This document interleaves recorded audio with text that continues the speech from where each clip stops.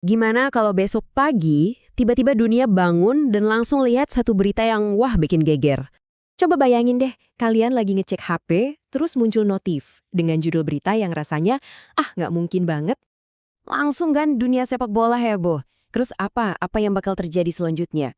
Soalnya kita tahu kan, setiap langkah Cristiano Ronaldo itu bukan cuma transfer biasa. Ini tuh udah jadi peristiwa global. Kira-kira dia bakal balik ke Eropa buat satu chapter terakhir yang legendaris? Atau malah bikin gempa terbesar dalam sejarah sepak bola? Oke, yuk kita bedah bareng-bareng semua kemungkinannya. Tapi bentar deh, kenapa isu ini malah muncul ya? Bukannya dia lagi gacor-gacornya di Arab Saudi? Ya kan? Sejak dia gabung Al Nassr, Ronaldo itu udah kayak jadi rajanya di sana. Top skor, pamor liga naik drastis, terus dia juga narik banyak bintang lain buat datang. Tapi umurnya jalan terus dan ambisinya itu loh nggak pernah padam. Dia itu masih punya satu target super besar yang kayaknya masih membara banget. 1.000 gol, 1.000. Jadi pertanyaannya sekarang, apa Arab Saudi ini emang babak terakhirnya?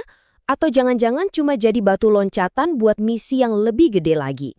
Nah, kali ini kita bakal bahas 7 opsi yang ya bisa dibilang paling realistis, tapi sekaligus paling mengejutkan kalau Ronaldo beneran cabut. Kita mulai dari yang pertama, opsi yang kalau kejadian, wah bisa bikin internet jebol.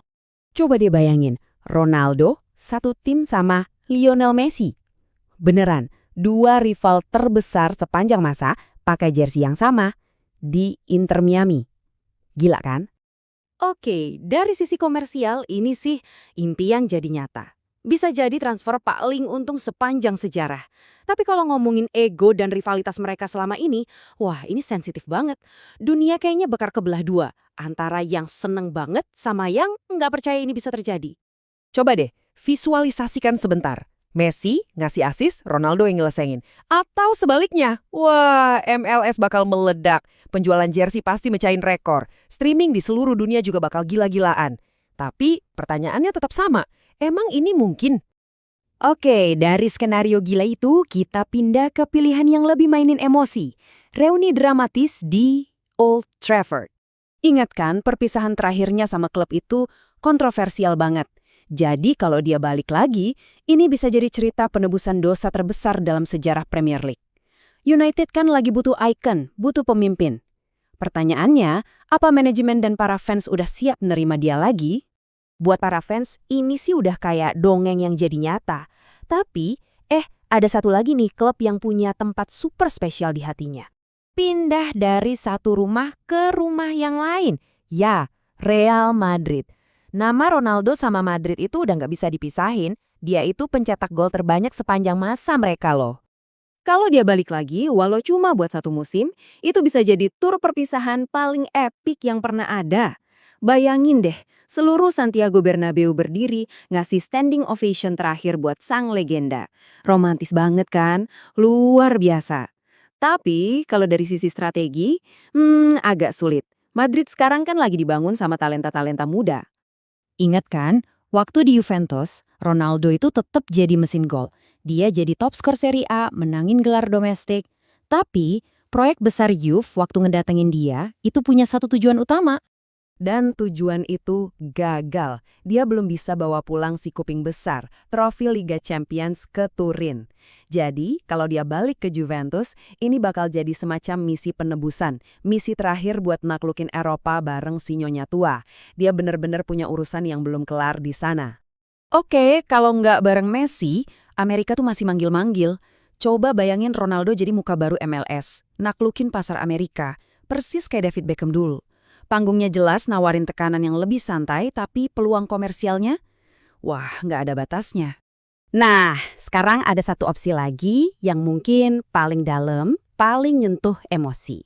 Sebuah kepulangan, balik ke tempat semuanya berawal. Ini udah bukan soal duit atau trofi gede-gedean lagi. Ini tentang menutup sebuah lingkaran dengan sempurna. Balik ke Sporting CP, tempat di mana nama Ronaldo pertama kali dikenal dunia. Bayangin deh, dia nutup karirnya di klub masa kecilnya itu. Lisbon pasti meledak, seluruh Portugal bakal bangga. Dari sisi emosional, ini dalam banget. Dari sisi sejarah, ini sempurna. Dan akhirnya ada opsi yang mungkin paling masuk akal, paling realistis. Ya udah, tetap bertahan aja. Al Nassr kan ngasih dia gaji gede, peran utama, plus kebebasan taktis. Kalau target utamanya emang ngejar 1.000 gol, ya di sini dia bisa nyampe ke angka itu lebih cepat. Jelas, ini bukan keputusan yang gampang. Banyak banget yang harus dipikirin. Jadi, poin utamanya adalah apa sih yang sebenarnya ada di kepala seorang Cristiano Ronaldo?